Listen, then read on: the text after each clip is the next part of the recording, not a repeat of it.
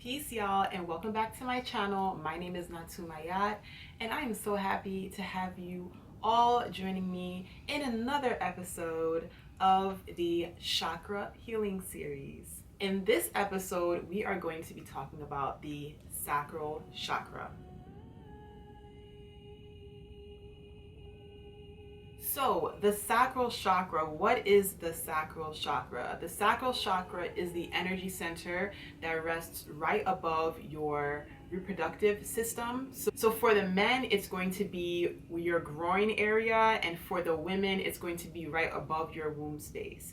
Now, before I move any further in this video, for the men who are watching, and when I say men, I'm talking about naturally born men. I just want to make it very clear because I know in this world, there's so many labels. I only deal with two, and I'm going to be very real about that. When I say I'm speaking to men, I'm speaking to men. If you're tuning into this video because you have been keeping up with the episodes, the language I'm going to be using in this particular episode is going to feel like it's really for the women. And to be honest, the sacral chakra is a feminine energy. You know, it is the energy of creativity, and the highest form of creativity is life, birthing life, human life. So naturally, divinely. But I don't want that to deter you from tuning into these energies, because if you are someone who's looking to connect with certain energies, and I'm going to get into it, I don't want to get ahead of myself. We all as humans deal with these energies in different ways, in different lanes. So you can still tune into this video. Don't feel left out, even though I'm speaking to certain organs, you know, as predominantly the womb, the divine sacred womb. Don't feel like I'm leaving you out. I'm not. I fully am acknowledging your presence. So I just want to let you know before you start watching, you're like, this is for the ladies, let me tune out. No, you can stick around. You know, you might learn a little something, you know what I'm saying? Let me go ahead and continue. So the sacral chakra sits right above the reproductive organs, and the sacral chakra connects to your creativity. It connects to your sensuality, your sexuality, your pleasures. It also connects to your emotions. When you think about waters, sacred waters, you know, when a woman is pregnant and with child, the child is forming in the amniotic fluids, in the waters. This is why we always associate water energies to feminine energies. So the sacral chakra does connect to the emotions. This is where a lot of our emotions are stored, and there is a connection between the heart and the sacral chakra. If you are dealing with a healthy sacral chakra, you tend to be someone who's very creative, innovative. You're good with money. You're good at magnetizing opportunities. You could be quite charming. I tend to associate sacral chakra energies with Venusian energies, which I'm a double Venusian baby. I like to call myself a Venus baby. Libra sun, Taurus moon, so I'm out here heavily representing, okay? It does connect to that as well. And you know, the magnetism does transfer into interpersonal connections. You might be someone who's very attractive, and that's not just physically attractive, but it's just your aura. There's something about you that is very magnetizing. You seem to pull people in, kind of scorpionic a little bit. And that's not always mysterious, but it could just be like your vibe, like you're just very magnetic. It could also be someone who is able to process their emotions in a very mature way. You're able to allow yourself to feel things and to allow it to pass through you, because they are emotions. They are energies that have moved into the nervous system for us to feel it, for us to go through it and to release it. Now, everything that I just mentioned, these are typically like healthy outputs of sacral chakra energy. So what are the negatives? We always talk about the negatives or the challenges, not necessarily negatives, let me not say that. But the challenges could be people who are dealing with, creatively speaking, writer's block, people who just can't create their own ideas, probably tend to follow the norm of society, whether that be fashion or their vernacular, and I'm not saying if you like are from a certain city and you're talking, you're speaking the way that the people from the city speak. I'm not saying that. Like, I'm talking about like maybe celebrities and people that you're watching, you literally like move in their footsteps and you dress like them and you make decisions like them. It's just something about like a lack of really connecting with with your own energy center creation. You know, there should be a potential energy that you're connecting to where you're creating things for yourself. Engage in a hobby, do something that's going to draw that energy out, that's going to challenge you, that's going to put you in a position to create something. In a more sensual, sexual aspect of things, you might be someone who is not really able to connect with their own sensuality, someone who is blocked from when, you know, during intimate moments, maybe you're just not able to have the best experiences, someone who is sexually shut out. You know, some of these triggers or the seeds of these issues or challenges could stem from sexual traumas, could stem from like bloodline issues, spiritual bloodline issues, wounds from the lineage that the mothers had to deal with that were genetically passed on to you, certain habits, maybe being too sexually active or irresponsible, or not being sexual at all because of fear or anything else like that. So those are some of the challenges. We can get into some specifics like, you know, not being able to orgasm, not being able to feel sexually aroused, not being able to really feel confident in yourself sexually, and even like creating healthy boundaries, you know. So that's some of the ways it can show up. People who are not able to get into a receptivity energy, maybe those who tend to give too much and are not receiving, that can be a huge issue, because the thing is, I feel like that can connect to you know how they have the different aspects of women, and we have the mother aspect, right? The mother is a nurturer who gives and gives and gives. So I feel like that can be an unresolved or an unhealed version of the mother aspect of the individual in question that's constantly giving but not allowing themselves to receive. That can be stemming from insecurity, feeling like people are not going to appreciate you, or people are going to hate you if you don't give. So that's where the boundaries, when I mention boundaries, that's where that comes from, you know, and learning how to receive, you know, especially in melanated bloodlines, you know, women have oftentimes had to exist and operate in survival mode, doing a lot and not receiving the assistance. And I'm not saying this is all across the board, but this has been like a major concern, especially as a reader. When I look into energies, it's a constant thing that shows up within the maternal bloodline. Going back, there's an issue of not wanting to be a burden, not wanting to seem weak. And the thing with the feminine energies, it's a receptivity energy. So we actually should be in a receptivity energy with boundaries. It's a balance. It's a balancing act. So I do want to just mention, before I move on, to some of the tools that we could get into to help to bring balance and cleansing and healing to the sacral chakra, is that it is very important that you make good friends with your sacral chakra. I think in a lot of, especially within a lot of like conservative homes, I know I grew up in one, and when I say conservative, I'm talking about, you know, you're not allowed to go out anywhere. You know, as a young child, you're on lockdown. You're not allowed to have a boyfriend at a certain age. You are not allowed to go to that party. You know what I mean? Like, you're gonna dress in this certain way. You know, we don't talk about sex, like all of these things. I feel like a lot of us, like those who can resonate with what I'm saying, have had to sort of like identify and unpack and learn about our own sacral energies and what that means to us, and how we want to be showing up in the world, and how we want to be showing up in relationships, romantic relationships, or how we want to show up in general. How do we want to express ourselves? What do we want to create? What do we want to bring into the collective? This is truly God energy. Your ability to create, understanding that a sexual trauma can affect your ability to create. These are what they call blockages. So the reason why this video seems to be compartmentalized, I'm trying to address everything, but ultimately it all comes together.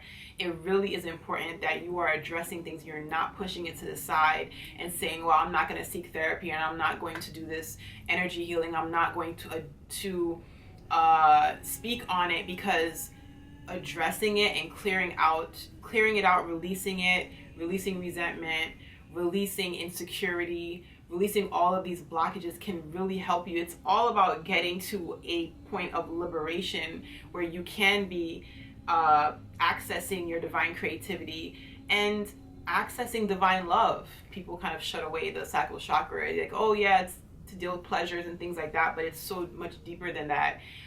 It really is about God energy.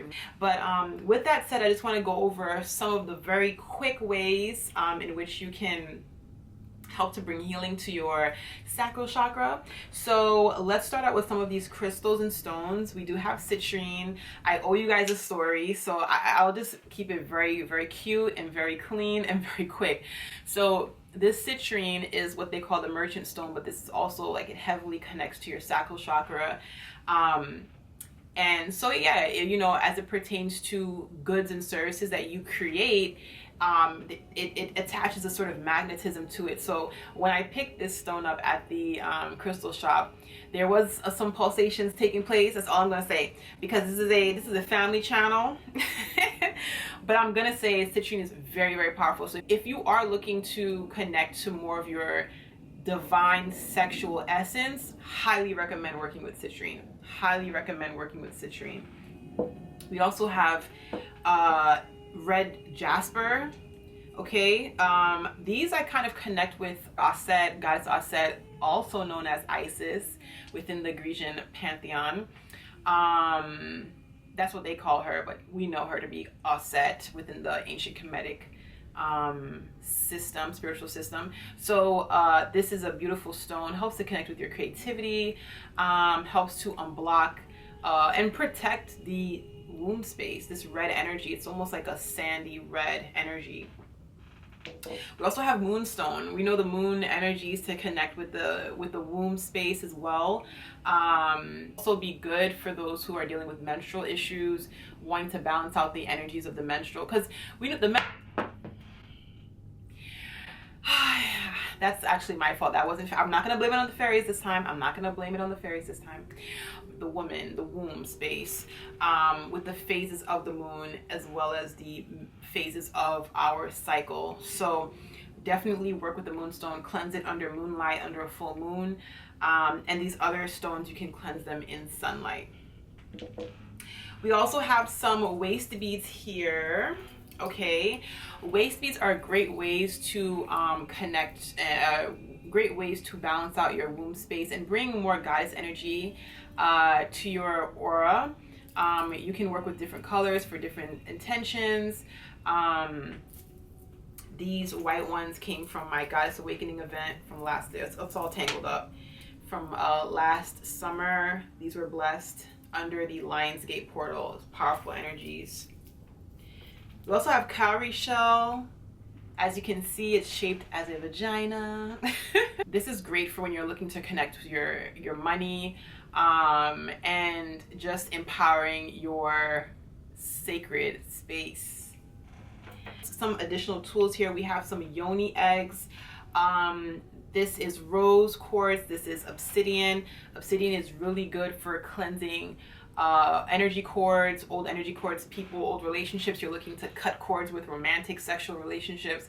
Really, really good, very powerful. I might do a video just on this, because this is the real deal, Holyfield. Okay, this will kick everyone up out your house. That's all I'm gonna say. It'll kick everyone up out your house. And this is nice and cute and cleansing, and this is also on a physical, oh gosh, I think I'm gonna have to do a separate video on this, because this does so much. And this is a good like introductory yoni egg you can work with. Help to bring self-love energies into the womb space. Help to bring on a physical side. It helps to add more moisture. Okay, I'm gonna keep it real on this channel. Okay, y'all gonna learn today.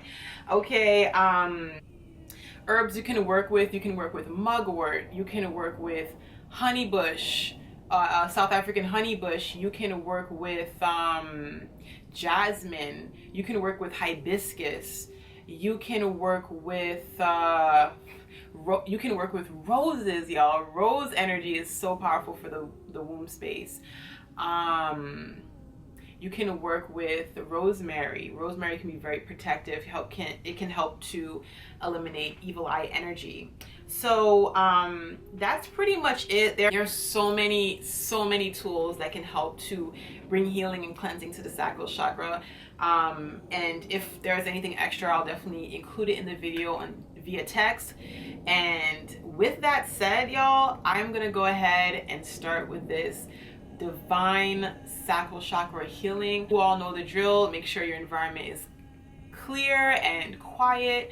Make sure you've had a glass of water. Lay back, sit back, and enjoy the frequencies. Ashe.